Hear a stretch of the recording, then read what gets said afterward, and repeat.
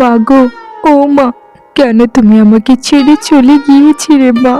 এই কালো রূপ দেখে মানুষ তো আমায় খুবই ঘেন্না করে।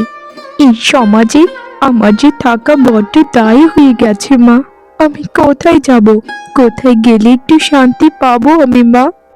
হে ঈশ্বর, আমি সবসময় তোমার কাছে প্রার্থনা করি আমার মতো এরকম বাজে রূপ নিয়ে এই ধরনীতে যেন কারো জন্ম না হয়। এই যে দেখো না মা, আমার নিজের বাবাই তো আমার সাথে হওয়া অন্যায়ের কোনো প্রতিবাদ করে না। আমি ভালো নেই মা, আমি ভালো নেই। আমাকে তোমার কাছে নিয়ে যাও মা, নিয়ে যাও। এই ধরনের সকল কষ্টই আমি পেয়ে গেছি।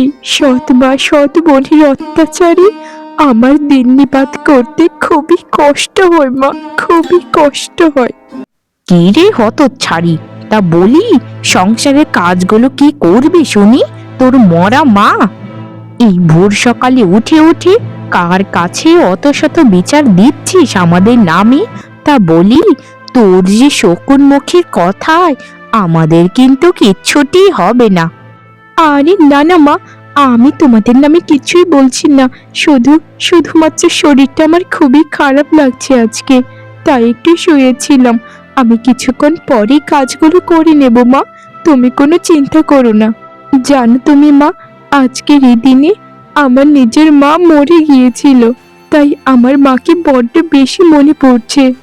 তাই আজকে চেয়েছিলাম আমার মায়ের নামে একটু প্রার্থনা করতে ঈশ্বরের কাছে, যেন মা ভালো জায়গায় থাকতে পারেন।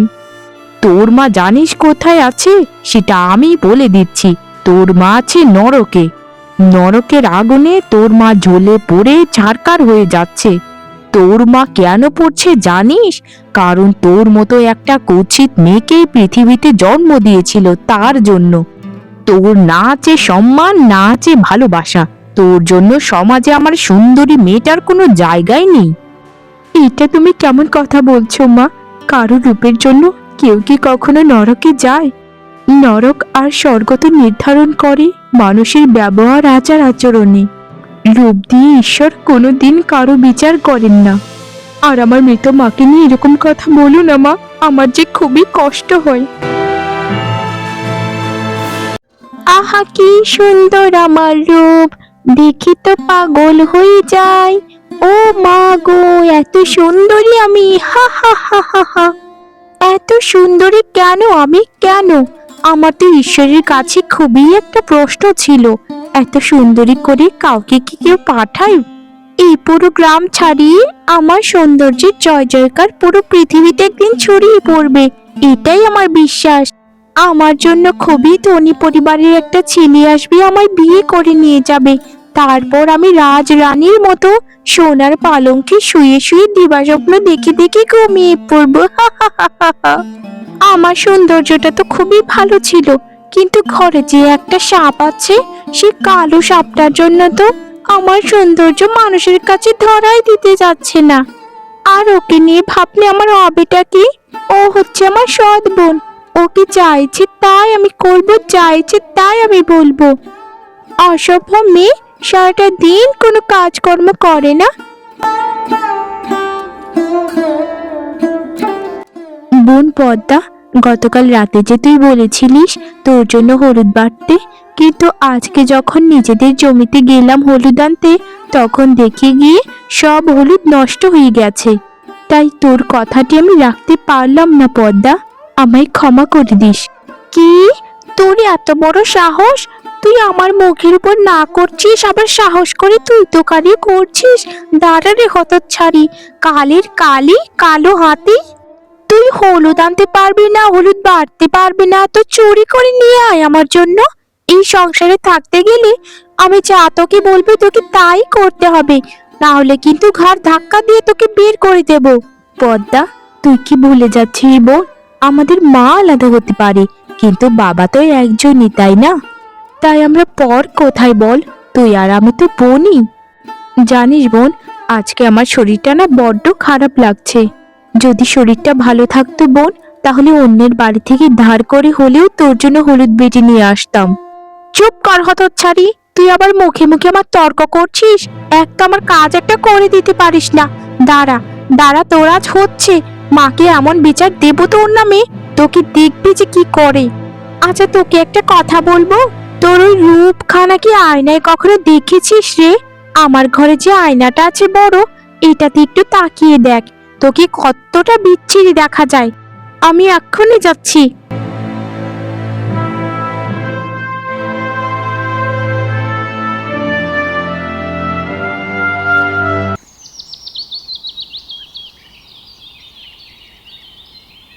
কি, তোর এত বড় সাহস!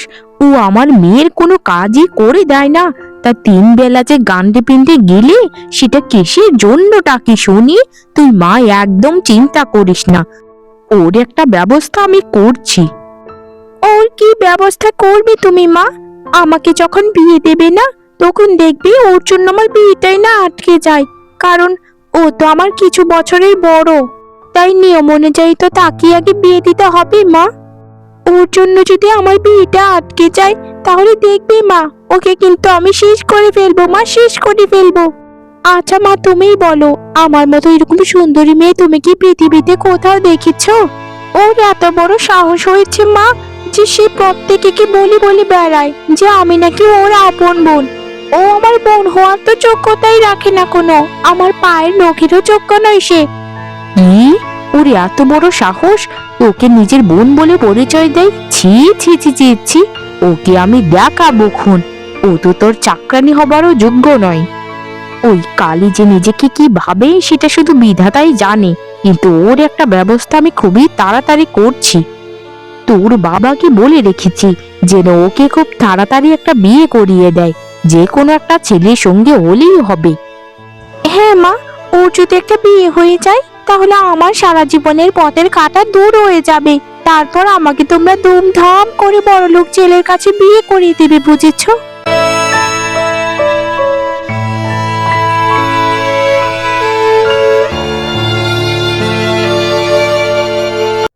লালি, তুই তো জানিসই রে, তুই আমার একমাত্র বন্ধু, যার সাথে আমি সবকিছুই খুলে বলতে পারি। তুই বোবা প্রাণী হয়েও আমার সাথে কত ভালো আচরণ করিস, আমাকে মারিস না, ঠিকমতো খাবার দিলে খেয়ে নিস। এই জন্যই তোকে আমার এত ভালো লাগে, জানিস রে লালি।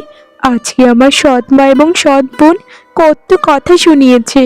আমার যদি ক্ষমতা থাকতো না রে লালি, তাহলে তোকে নিয়ে অন্য এক রাজ্যে চলে যেতাম, যেখানে কোনো বিদ্বেষ হিংসা নেই, শুধু ভালো লাগা আর ভালোবাসা রয়েছে। ঘাস কি আরো খাবি লালি? এনে কি দেবো তোকে? আরে মা শ্যামা, কি করছিস এখানে? গরুর সাথে কি আলাপ করছিস এত? আরে বাবা, তুমি কখন এলি শহর থেকে? তুমি না শহরে কাজে চলে গিয়েছিলে? এই তো বাবা, কিচ্ছু নয়, শুধু জিজ্ঞেস করছিলাম লালিকে যে সে কি আবার ঘাস খাবে কিনা।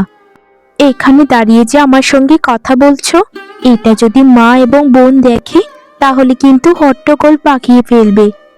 এরকম কোনো ব্যাপার নয় মা। শোন মা, তোকে একটা কথা বলতে এসেছি। তোর জন্য একটা পাত্র দেখেছি রে। তোর তো বিয়ের বয়স হয়ে গেছে, বিয়ে তো দিতে হবে নাকি? এটা তো আমার দায়িত্ব রে, দায়িত্ব। বাবা হিসেবে মেয়ের বিয়ে দেওয়া বাবার সব থেকে বড় দায়িত্ব। যেদিন পাত্রপক্ষ আসবে, এর আগে তোর মা জানিয়ে দেবে তোকে, বুঝেছিস? একটু ভালো মতো সেজে গুজে থাকিস। জানিস এই তো রে, তোর গায়ের রংটা একটু চাপা। জানি এতে তোর হাত নেই মা, কিন্তু কি করব বল, সমাজ যে এগুলো মেনে নেয় না। জানি বাবা, আমার গায়ের রংটা অনেক বিচ্ছিরি দেখতে, আমার চেহারা খুবই বাজে। এই সমাজেও আমার মতো মেয়েদেরকে খুবই ঘৃণার চোখে দেখে। তবে আমি একটা কথা বলি বাবা, আমায় যে সত্যিকারের ভালোবাসবে, সে রূপ নয়, গুণ থেকে ভালোবাসবে।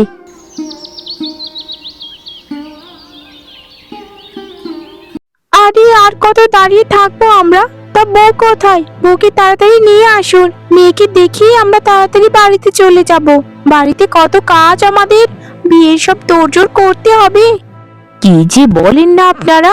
আমার সাথেই মেয়ে দাঁড়িয়ে আছে, তবুও তো দেখতে পাচ্ছেন না। এর সাথে তো আপনাদের ছেলেকে বিয়ের কথা বলেছিলাম এতদিন। আপনার কি মাথা খারাপ হয়ে গেছে নাকি? এটা কি মেয়ে নাকি কোনো? একে তো আমার বাড়ির চাকরানি করেও নিব না। আপনারা ভাবলেন কি করে? এরকম একটা মেয়ের সাথে আমার ছেলেকে বিয়ে করাবো? আমার ছেলে কত সুদর্শন, সুশিক্ষিত। ছি ছি ছি ছি ছি, এ মেয়ের তো গায়ের রংটাও পর্যন্ত রোদে দেখা যাচ্ছে না, এত কালোর কালো।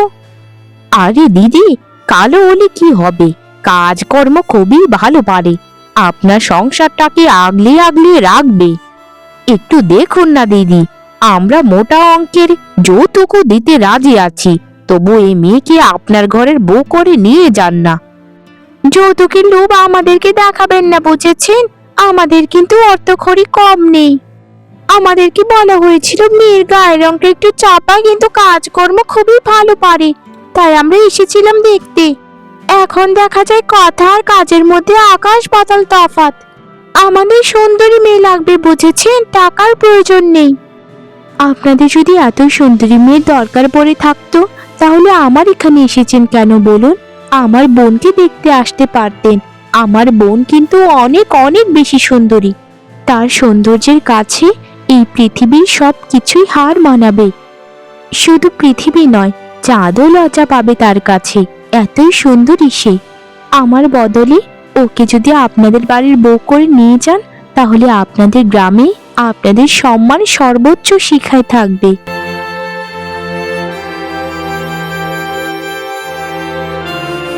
কালো মেয়েটা কি সত্যি বললো নাকি? আপনাদের নাকি অনেক সুন্দরী একটা মেয়ে আছে, তা আমাদের কাছ থেকে কেন লুকিয়ে রেখেছেন শুনি?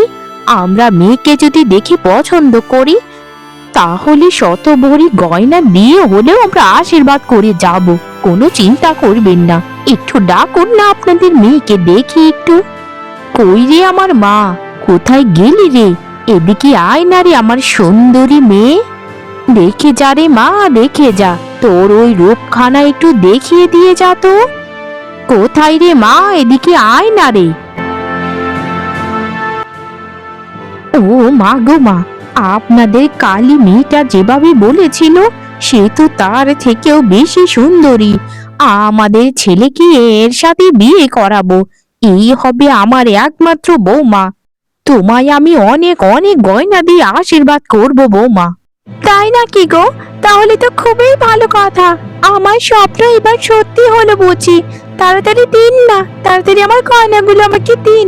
আমি সেজে গুজে ওই কালীটাকে গিয়ে দেখাবো। আমার ছোটবেলা থেকেই স্বপ্ন ছিল যেন কোটিপতি একটা ছেলেকে বিয়ে করতে পারি। আমার বিয়ে কোন দিন তাড়াতাড়ি বলে দিন, আমি রাজি আছি।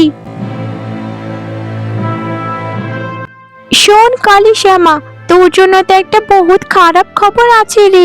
তোর সাথে যে ছেলেটার বিয়ের কথা হয়েছিল, তার সাথে কিন্তু আমার বিয়ে কিছুদিন পরে। ছি ছি ছি ছি ছি, তোর কি কপাল বলতো?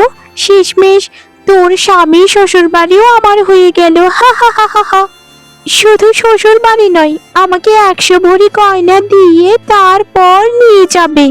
তোর জায়গায় যদি আমি হতাম রে, এরকম লোভ যদি থাকতো, তাহলে গলায় কলসি বেঁধে না নদীতে নেমে পড়তাম।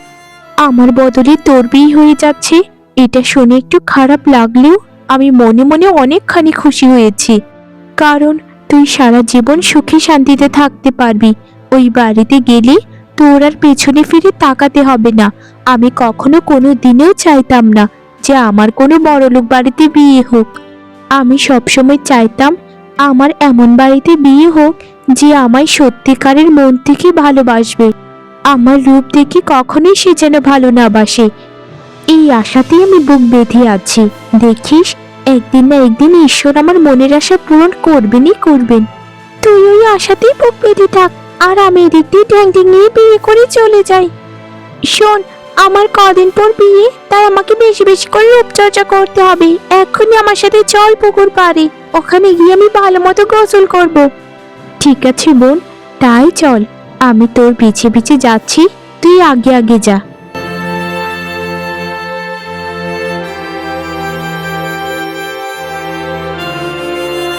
শোন কালী, একটু দূরে থাক আমার থেকে। এত ঘষে ঘষে আসছিস কেন এদিকে? তোর গায়ের গন্ধটা আমি সহ্য করতে পারি না, এত বাজে। ছি ছি ছি ছি। তুই ওই দূরে গিয়ে একদম দাঁড়া, আমি গোসলটা করি, তারপর আমাকে নিয়ে আবার বাড়িতে যাবি, বুঝেছিস? ঠিক আছে বোন, আমি দূরে গিয়ে দাঁড়াচ্ছি। তুই ভালো মতো গোসলটা করে তারপর আয়। এই মেয়েটা তো ভারী অহংকারী। আজ এই মেয়েটাকে এমন শাস্তি দেব যে যেটা সে জীবনেও ভুলবে না। শুধু একে নয়, এই অসহায় মা মরা মেয়েটাকে যে কেউ কিছু বলবে তারই এমন অবস্থা হয়ে যাবে।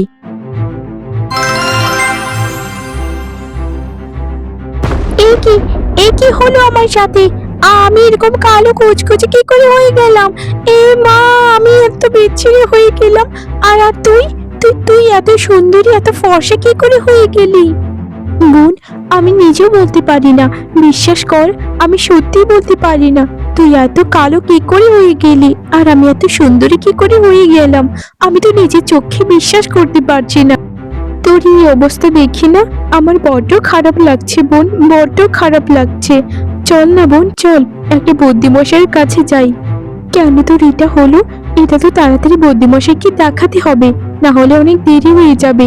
যদি তোর কোনো ক্ষতি হয়ে যায়, কিছুদিন পর তোর বিয়ে। চুপ কর বেচারি, আমি তোর সাথে আর একটা কথা বলতে চাই না। তুই যা বলবি আমার মাকে গিয়ে বলবি। এ, তুই নিশ্চয়ই কোনো জাদু কর, না হলে এরকমটা তুই কি করে করতে পারলি? এই হতচ্ছাড়ি মেয়ে, তাড়াতাড়ি বল আমার মেয়ের সাথে তুই এটা কি করেছিস? আমার মেয়েটা এরকম কালো কুচকুচে কি করে হয়ে গেল? আর তোর গায়ের রংটা তো ঠিক আমার মেয়ের গায়ের রংটার মতো হয়ে গেছে। বল তাড়াতাড়ি বল। এই কি মা, এই কি? তুমি তো আমার মতোই কালো কুচকুচে হয়ে গেছো। আমাদের এ কি হচ্ছে? ওকে যে যেটা বলছি সে কালো কুচকুচে হয়ে যাচ্ছে। আমরা আমরা বড় বড় ভুল করে ফেলেছি। এটা আমাদের করা একদম উচিত হয়নি। মা গো মা, আমি এখন কি করব? কিছুদিন পর আমার বিয়ে, আমি কি করব? এই চেহারা দেখলে তো শ্বশুর বাড়ির মানুষ আমাকে কোনোদিন মেনে নেবে না। আমার কি হলো? এই মেয়েটা যত দোষ, এই মেয়েটা সবকিছু করেছে। মেয়েটা না রে মা, না, সবকিছু হয়েছে আমাদের পাপের জন্য রে। এত পাপ করেছি আমরা, যা যেটা বলেছে সেটাই শুনে এই মেয়েটার উপর কত অত্যাচার করেছি। আরে এখন আমাদের কি হবে রে? আমার মেয়েটাকে কার কাছে বিয়ে দেব? এ কি হলো রে, কি হলো? আমি এখন কোথায় যাব আমার মেয়েটাকে নিয়ে?